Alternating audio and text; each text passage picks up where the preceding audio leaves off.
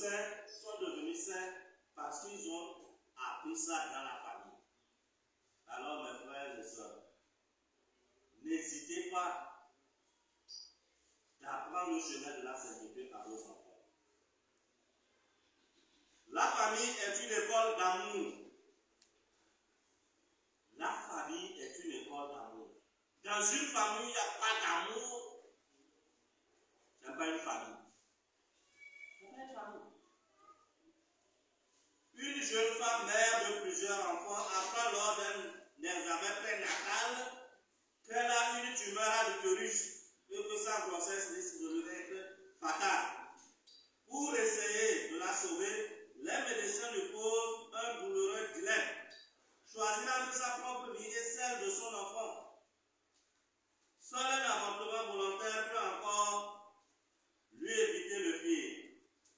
Placée devant l'alternative, elle décide de garder l'enfant à l'accouchement. Toute la famille retient son souffle.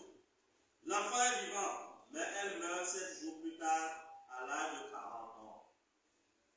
C'était en 1962 et la jeune femme dont les mouvantes histoires provoquent des frissons. Elle s'appelle Chiara Bernata Mola.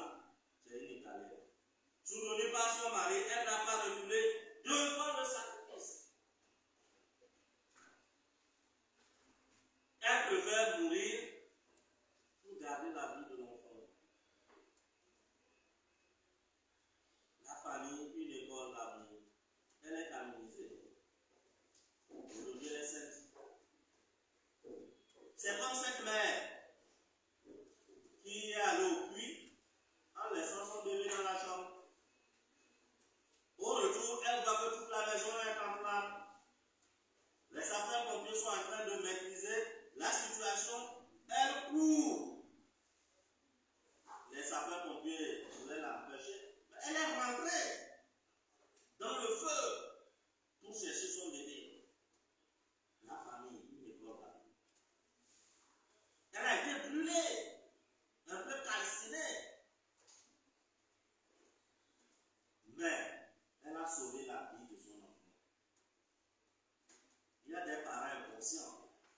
L'enfant est malade, il n'amène même pas l'enfant à l'hôpital. On lui apporte l'ordonnance, lui s'en fout. Qui n'a pas mourir même. Il y a des parents qui disent des choses insolentes comme ça. Qui n'a pas mourir même. Qui n'a rien vu. Un parent qui dit ça à son enfant. Papa est malade, maman s'en fout. Qui n'a pas mourir, on va éviter l'héritage. Qui n'a pas encore pour mourir. Maman est malade, papa il est insoucieux. Il est insoucieux. Qu'elle dérange même. Que c'est toujours toi. Que c'est toujours toi. Non. La famille, c'est une école d'amour. La famille est une école d'amour. Et puis, la famille, écrivait Saint Thomas d'Aquin, est le lieu où l'homme apprend à aimer. C'est dans la famille qu'on apprend à aimer. C'est comme Saint Thomas d'Aquin qui nous dit. Si tu n'as pas appris à aimer dans ta famille, quand tu vas grandir, tu ne peux pas aimer.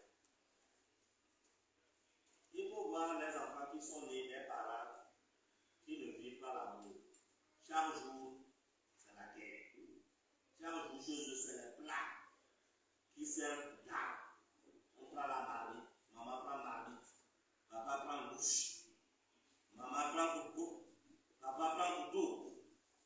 Un enfant qui naît dans cette famille-là, quand il va grandir là, il va manquer d'amour. Il sera l'instant de ses parents. C'est ça. Papa est ivrogne. L'enfant va grandir, il va devenir ivrogne. Il n'y a rien à faire. Il est ivrogne. L'enfant te voit. Il grandit avec cette art-là. Maman est menteuse. Sa fille va grandir menteuse. Il n'y a rien à faire. Parce qu'elle a vu ça chez sa mère. Donc c'est ça. L'amour dans la famille. Elle est une école où l'on s'éduque mutuellement en sortant de l'égoïsme pour grandir dans le don de soi. Elle est le milieu vital où se fait l'expérience décisive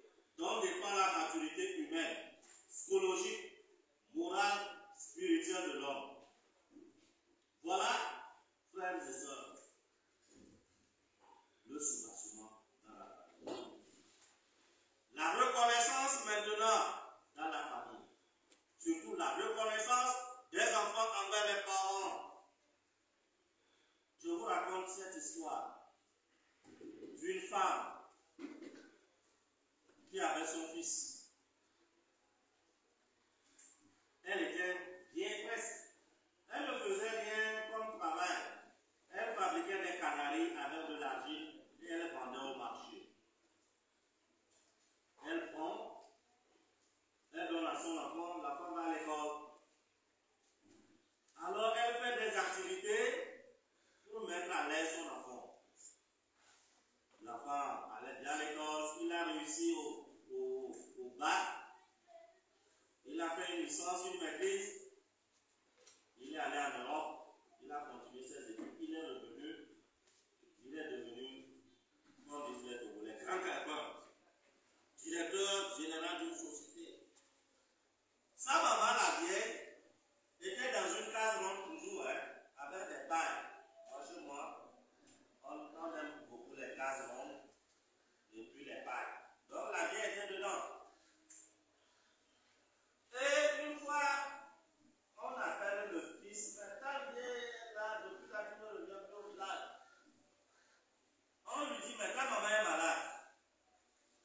Il a mis tous les numéros des gens du village sous l'effet de la boîte noire. Donc, on ne peut plus l'appeler. Le jour où il a appris le décès de sa maman, c'est le jour où elle est rentrée au village.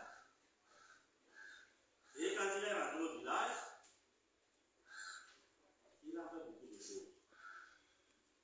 Et sa mère lui écrit une lettre en lui disant le titre de la lettre: mon fils, pourquoi m'as-tu fait cela? C'était le titre de la lettre. Mon fils, pourquoi m'as-tu fait cela? J'ai souffert pour te mettre à l'école, j'ai saigné pour payer tes études. À ma mort, tu viens détruire ma case ronde pour construire une villa. Mon fils, pourquoi tu m'as fait cela? On amène mon corps à la mort. Le jour où on devait sortir mon corps, tu as acheté une robe de plus d'1 million de francs pour habiller mon cadavre. Pourtant, je n'avais qu'un seul pain et un habit. Mon fils, pourquoi tu m'as fait cela? Le jour de mon enterrement, tu as organisé plusieurs fêtes. J'étais ta maman, à peine j'avais un repas partout. Mon fils, pourquoi tu m'as fait cela? Donc la reconnaissance. Je dis ça pour que dans une famille, quand l'enfant arrive à se détacher des parents et devient quelqu'un, il ne faut pas oublier tes parents. Surtout ton père et ta mère. La reconnaissance, ça bénit. La reconnaissance, ça donne des ouvertures. Surtout la reconnaissance aux parents. La reconnaissance aux parents. Alors, je vais vous recommander certains documents, surtout ça. L'harmonie conjugale et familiale. L'harmonie conjugale et familiale. Compte tenu du temps, on ne va pas tout explorer, mais je vais juste vous lire la table des matières. C'est à 5000 francs. C'est écrit par une dame ici, Hortense Cournant. Hortense Cournant, je crois que. Hortense Cournant, coach matrimonial depuis 2007, est mère de 4 enfants, fondatrice de Trinité Couple et Famille, une agence de coaching, formation et de mise en relation au service des personnes seules, célibataires, veuves, divorcées, fiancées, couples et mariés. Oui, maman. À travers l'agence, elle organise des rencontres sérieuses pour les célibataires afin de favoriser le mariage et organiser des conférences, coaching pour les couples afin de diminuer le divorce. Donc j'avais pris ce livre-là, 5000 à la librairie. Alors elle a beaucoup travaillé ce livre-là et j'ai aimé parce que c'est une chrétienne catholique.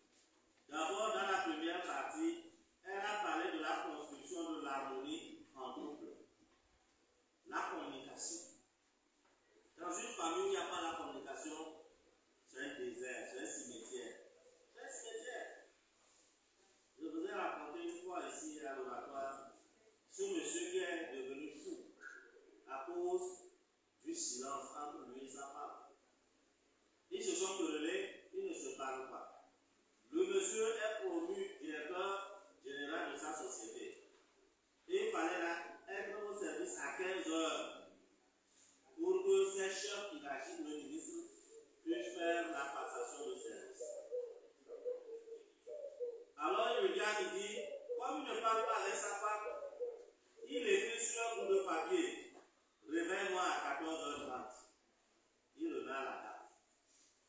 Et comme il ne se parle pas, il est rentré, il s'est couché. Il est rentré dans son profond sommeil. Elle aussi, elle a écrit, papa, il est 14h30, réveille-toi. Et elle vient glisser sous la porte. Le gars s'est réveillé à 15h30.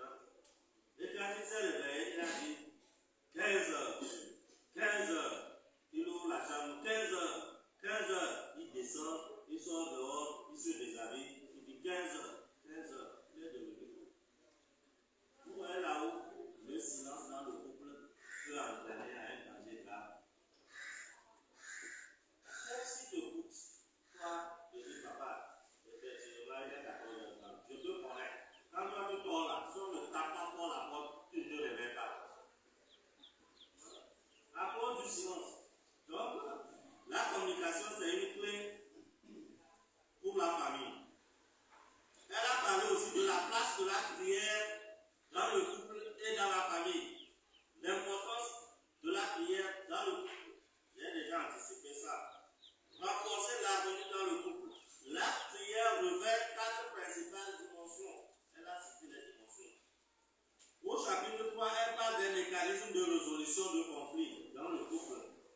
Comprendre les conflits conjugaux. Les conflits conjugaux, quand on les comprend, on les gère. Souvent, c'est le problème de la popote. Mais à la fin du mois, papa n'a pas déposé. Il n'a pas déposé, on ne mange pas. Elle a développé beaucoup de choses. Quand vous lisez, vous allez comprendre. Et quand on connaît ça avant même d'aller au mariage, ça nous permet d'éviter certains problèmes. Le mécanisme de résolution de conflits dans le couple, résoudre le problème de la sexualité et du manque d'amour dans le couple. Pas le problème de sexualité dans le couple. Nous suivons les couples, on dirige les couples. Le problème de sexualité est vraiment pointu dans le couple. C'est pourquoi quand je reçois des gens qui me disent qu'il faut la masturbation, je les déconseille. La masturbation, c'est d'abord un péché grave. Et puis, demain, dans le couple, ça ensemble des problèmes. Les couples aujourd'hui sont en ensemble de divorce à cause de ça. Soit c'est l'homme, soit c'est la femme qui est habitué à se masturber avant le mariage. Mais arrivé au couple, l'acte sexuel qui est recommandé dans le mariage, la femme n'est jamais satisfaite de son mari. Mais elle se satisfait en se masturbant. Parce qu'elle a pris les plis de la masturbation. L'homme également s'en fout pas de la présence de sa femme. Et il se masturbe, soit sacré, même l'adultère,